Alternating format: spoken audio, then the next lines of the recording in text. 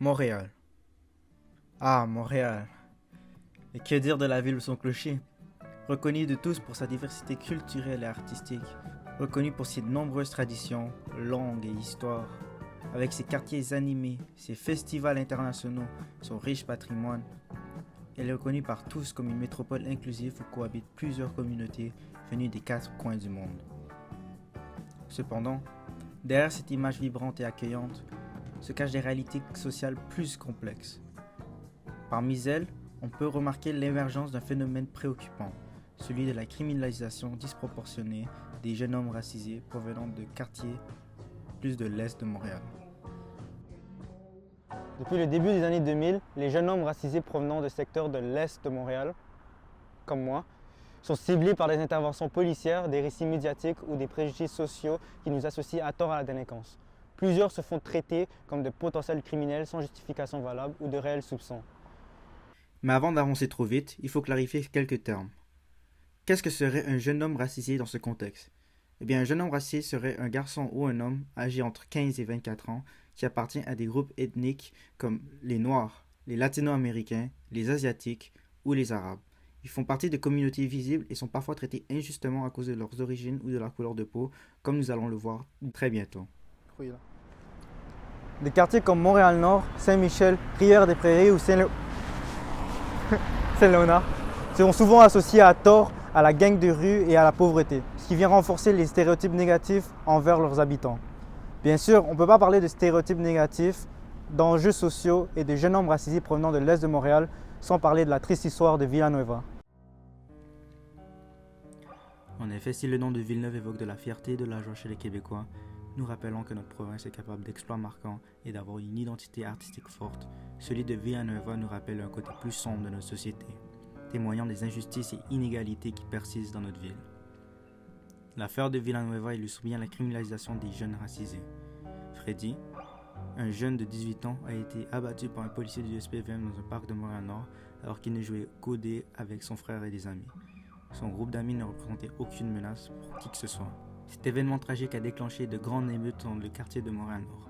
Cependant, au lieu d'explorer les causes sociopolitiques ayant mené à cette colère, les médias ont souvent choisi de diffuser des images violentes des émeutes, amplifiant une peur et une crainte contre les habitants de ce quartier.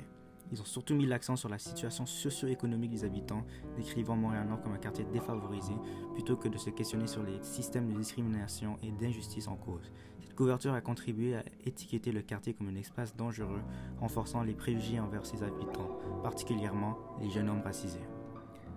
En tant que jeune homme racisé, je pense qu'il est crucial d'étudier ce phénomène, car il peut avoir de grands impacts sur notre communauté. Les jeunes hommes racisés sont souvent ciblés par les contrôles policiers, ce qui peut créer des conséquences psychologiques et sociales importantes.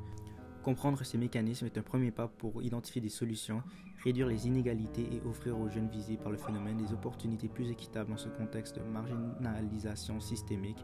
Et ce premier pas serait d'identifier les différents aspects et concepts entourant le phénomène.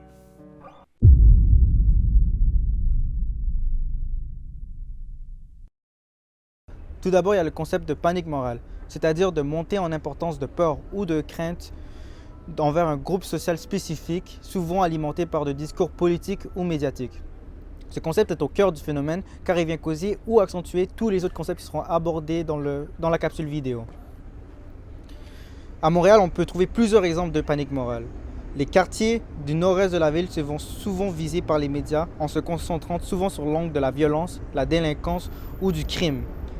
Par exemple, si on recherche sur Google le mot Montréal-Nord, on va nous trouver des résultats comme des articles de journaux parlant d'incendies criminels ou de fusillades. Par contre, en comparaison, si on écrit Plateau Mont-Royal, ça nous donne les 10 activités les plus fun et cool à faire au Plateau Mont-Royal. On comprend donc que l'opinion publique a une perception très négative des quartiers du nord-est de la ville, les considérant souvent comme des espaces dangereux ou des ghettos où le crime font la loi.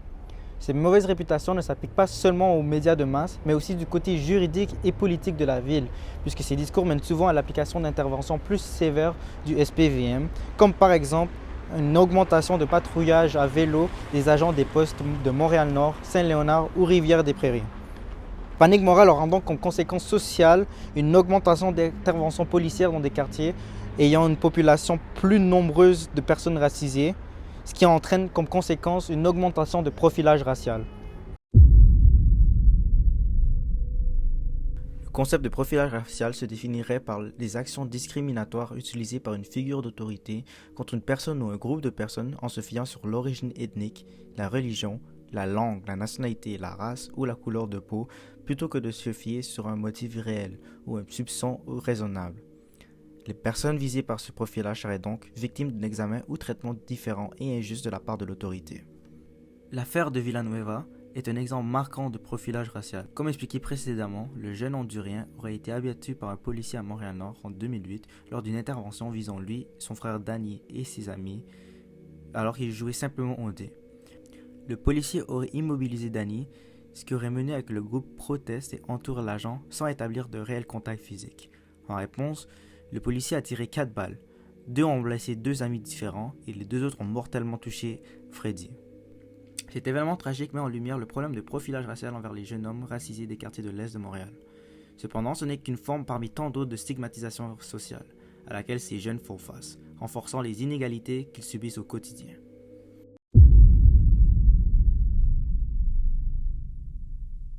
En effet, il serait grandement victime de stigmatisation sociale, c'est-à-dire le processus d'étiqueter un individu ou un groupe d'individus de manière négative en se basant sur un ensemble de croyances ou caricatures à connotation négative. Ce concept peut mener à plusieurs conséquences négatives, comme le stéréotype, la marginalisation et, comme expliqué précédemment, le profilage racial. Par exemple, à Montréal, au nom de la lutte contre les gangs de rue, la police se permet de surveiller de façon disproportionnée les jeunes racisés des quartiers de l'Est de Montréal, comme Montréal-Nord ou Rivière-des-Prairies. Les apparences et ethnicités deviennent donc des motifs raisonnables pour interpellation, ce qui relèverait preuve de discrimination raciale, donc de profilage racial et donc de stigmatisation sociale. En dehors du monde policier, plutôt que de cibler un comportement délinquant, plusieurs vont cibler plutôt des clichés ou caractéristiques superficielles pour donner une description d'un membre de gang de rue ou racaille, ce qui mène à que plusieurs jeunes hommes racisés se font attribuer cette étiquette juste en se basant sur leur physique. Mais cela peut nous mener à se poser la question, pourquoi aux yeux d'un policier, Ryan au parc La Fontaine pose une moins grande menace que Ryan chez lui à Saint-Léonard? Attends, quoi? Eh bien, la stigmatisation sociale ne serait pas la seule forme de stigmatisation dans le phénomène de la criminalisation des jeunes hommes racisés, car malheureusement, ces derniers sont aussi victimes de stigmatisation territoriale.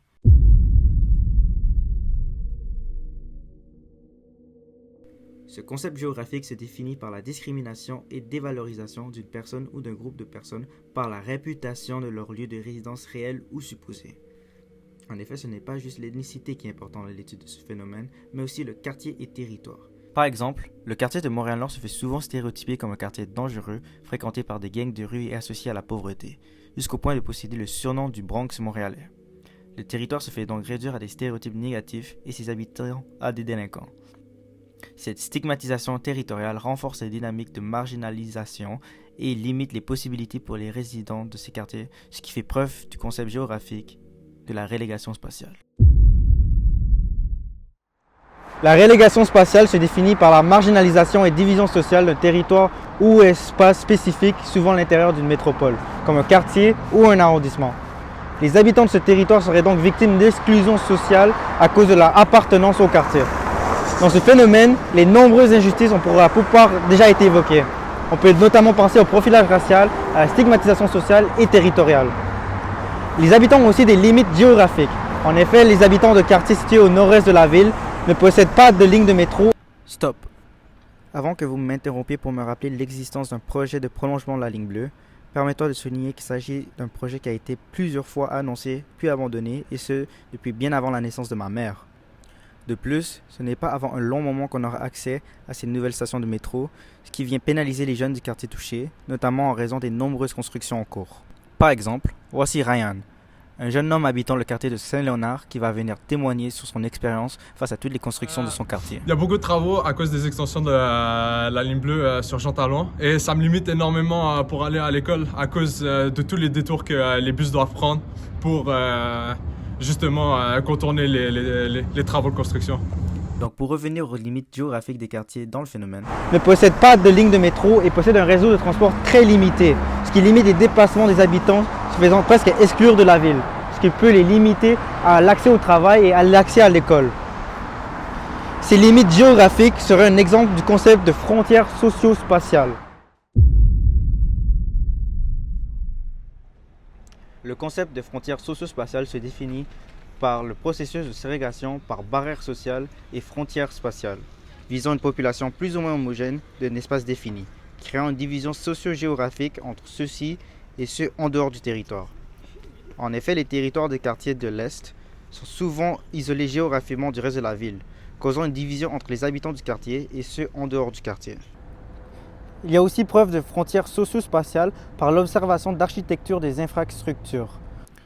On peut notamment observer une différence majeure entre l'architecture des quartiers comme Plateau Mont-Royal, caractérisée par ses maisons de style victorien ou triplex avec escalier extérieur, et celle de quartiers comme Saint-Michel, ayant une présence plus importante de blocs appartements, souvent construits pour répondre à des besoins de logement plus denses.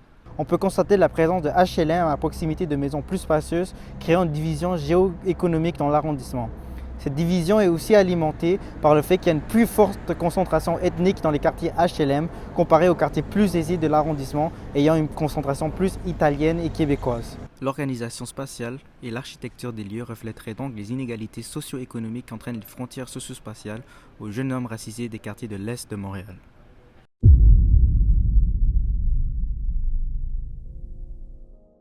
On peut donc constater que les concepts abordés, qu'ils soient géographiques ou sociaux, sont tous interconnectés et s'alimentent les uns aux autres dans un véritable cercle vicieux.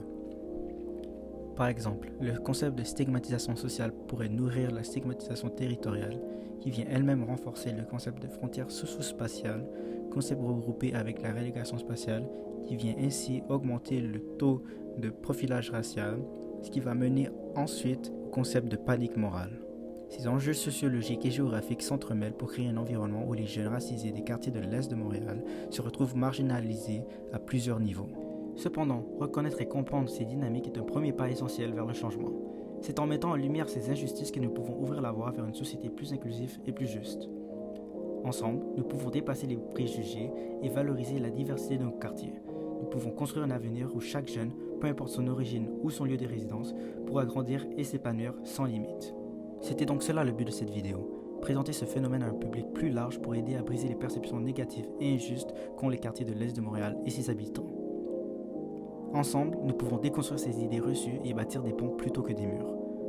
Maintenant que vous êtes informés, vous savez quoi faire si quelqu'un exprime des préjugés ou des stéréotypes négatifs. Oh my god. Putain, bro, encore des crimes. Le monde de STL, bro, c'est tellement tous des racailles. What the fuck? Ah non, sale chien ignorant. What the Ça fuck, se voit man? que tu montes d'éducation sur le phénomène. What the fuck? Who the fuck are you? Éduque-toi.